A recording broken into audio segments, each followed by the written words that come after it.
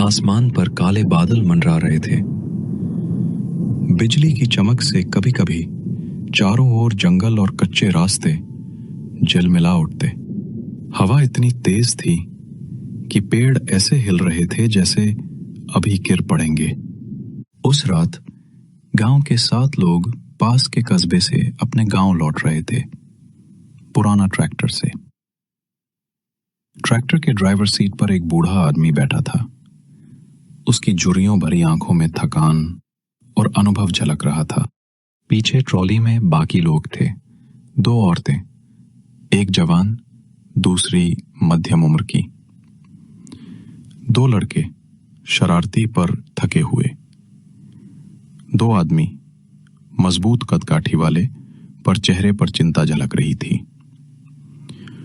Trolley हिलती डुलती कीचड़ में फंसती हुई आगे बढ़ रही थी। भैया ये रात में सफर करना भी एक अलग ही मजा है।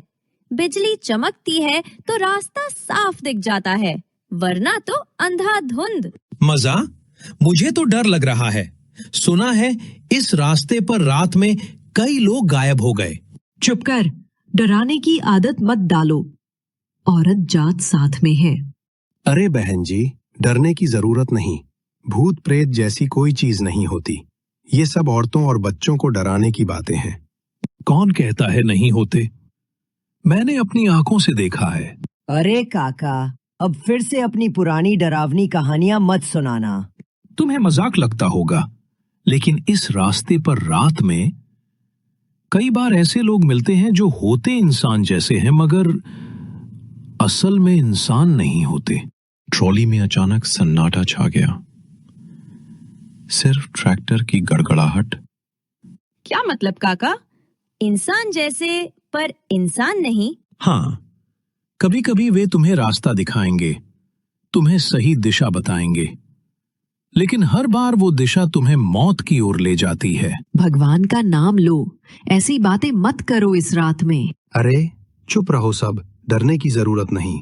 हम सब साथ हैं, कुछ होगा भी तो संभाल लेंगे। बिजली चमकी और कुछ क्षण के लिए सड़क पर दूर एक साया दिखाई दिया, लंबा सा, अजीब सा खला, और अचानक अंधेरे में गायब। तुमने देखा?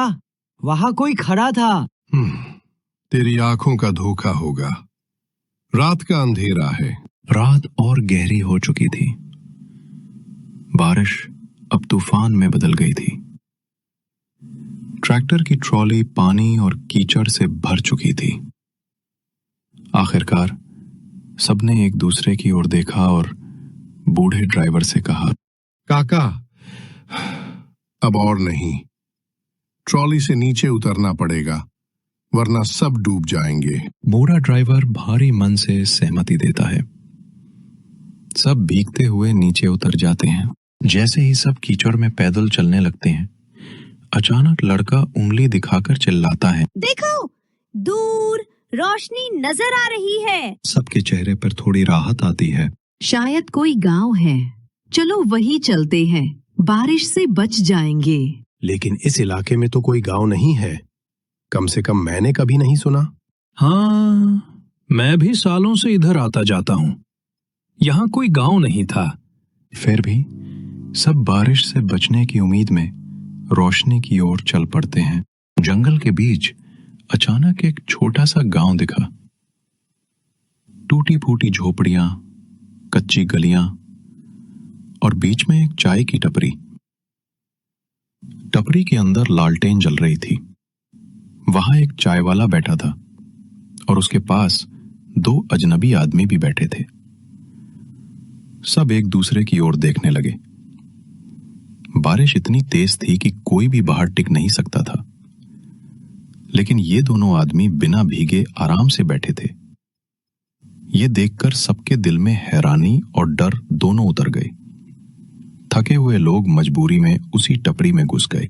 भाई जरा छांव दे दो, बहुत भीग गए हैं। अरे, आप लोगों का स्वागत है यहाँ। इतनी रात को इस तूफान में कौन निकलता है? बैठो बैठो। तभी बारिश थम जाती है। तब लड़का कहता है, अब बारिश कम हो रही है, हमें चलना चाहिए। नहीं भाई, आज रात कहीं जाना मत। ये तूफान अभी थमेगा नहीं। आप लोग मेरे घर चलो, वहीं आराम से रात काट लो। सुबह होते ही निकल जाना। सब एक दूसरे की ओर देखते हैं, फिर मजबूरी में हामी भर देते हैं। चाय वाला रास्ता दिखाते हुए उन्हें अपने घर ले जाता है। रास्ते में वे चारों ओर गांव को देखते हैं। अजीब बात यह थी कि कुछ औरतें पानी भर रही थीं, कुछ आदमी खेतों में हल चला रहे थे, बच्चे मिट्टी से खेल रहे थे। लेकिन यह सब हो रहा था रात के बीचों बीच, जब सबको सोना चाहिए था। पहली औरत कांपते हुए धीरे से कहती है, ये लोग रात को काम क्यों कर रहे हैं? ये कैसा गांव है? मुझे तो लग रहा है ये सब इंसान नहीं है। सब चुप हो जाते हैं। उनकी आंखों में डर साफ झलक रहा था। रात का तूफान बाहर गरज रहा था, लेकिन असली तूफान अब इन लोगों के अंदर उठ रहा था। ये गांव, ये लोग और ये रहस्य, सब कुछ सामान्य नहीं था।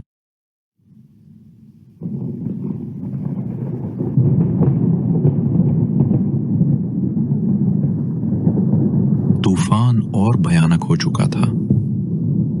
चाय वाले ने मुस्कुराते हुए सबको अपने घर में जगह दी।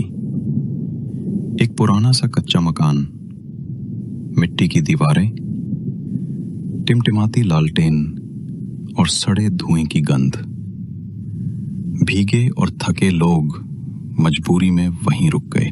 आराम करो, सुबह होते ही रास्ता साफ हो जाएगा। सबको बिस्तर पर बैठा दिया गया, लेकिन माहौल अजीब था। बाहर अब भी गांव वाले काम कर रहे थे। कोई आटा पीस रहा था, कोई लकड़ियां काट रहा था। ये लोग रात को भी काम क्यों कर रहे हैं? क्या ये कभी सोते नहीं? मुझे लग रहा है कुछ गड़बड़ है। बूढ़ा ड्राइवर चुपचाप सब सुन रहा था। उसकी आंखें संदेह से भरी थीं। आधी रात, सब बिस्तरों पर लेटे थे। अचानक दूसरी औरत की नींद खुली। उसने दरवाजे के बाहर से अजीब आवाजें सुनी।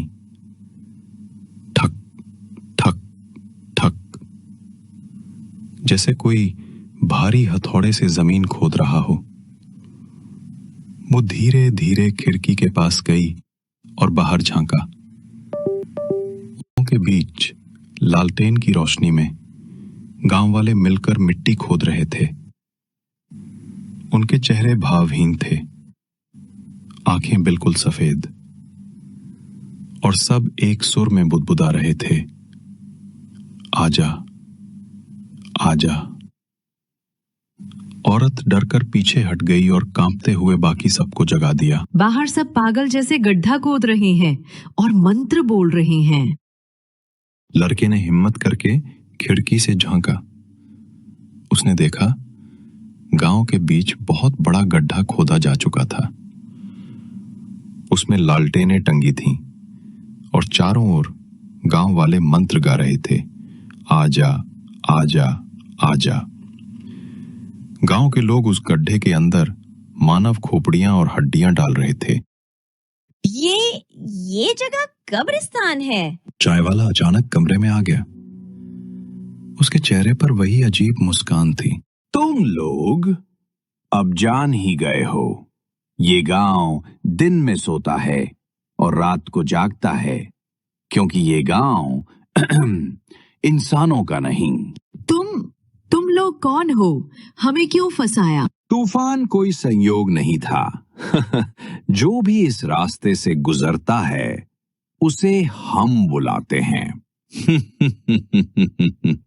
ताकि वो हमेशा के लिए इस गांव का हिस्सा बन जाए। रात गहराती जा रही थी।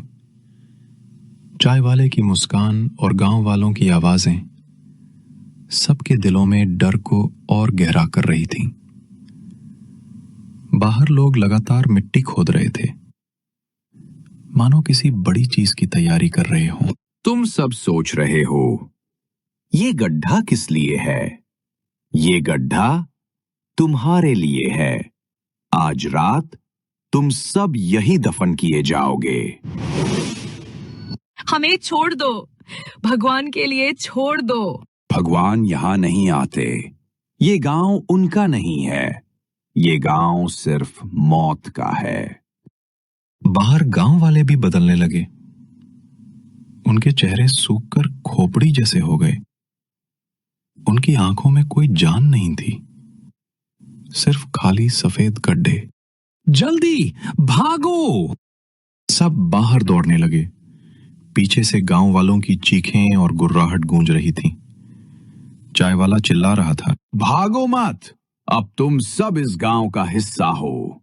कोई भी यहां से बाहर नहीं जा सकता। बारिश रुक चुकी थी, लेकिन जंगल का अंधेरा और भी गाढ़ा हो गया था। गांव की गलियों में हर मोड़ पर साए खड़े थे। कहीं से भी निकलो, रास्ता उसी गांव की ओर वापस ले आता था। गांव वाले अब उनके पीछे थे। उनकी आंखें सफेद चमक रही थीं और उनके मुंह से अजीब सी फुसफुसाहट निकल रही थी। आजा, आजा, आजा। हम कहीं निकल क्यों नहीं पा रहे? ये जगह जैसे हमें बांध रही है। ये कोई साधारण गांव नहीं है, ये शापित जगह है। अचानक दूर एक पुराना खंडहर दिखा। वहीं एक सफेद दाढ़ी वाला बूढ़ा साधु बैठा था। उसके आंखों में गहरी चमक थी। रुको, यहां आओ। सब घबराकर उसके पास पहुंचते हैं।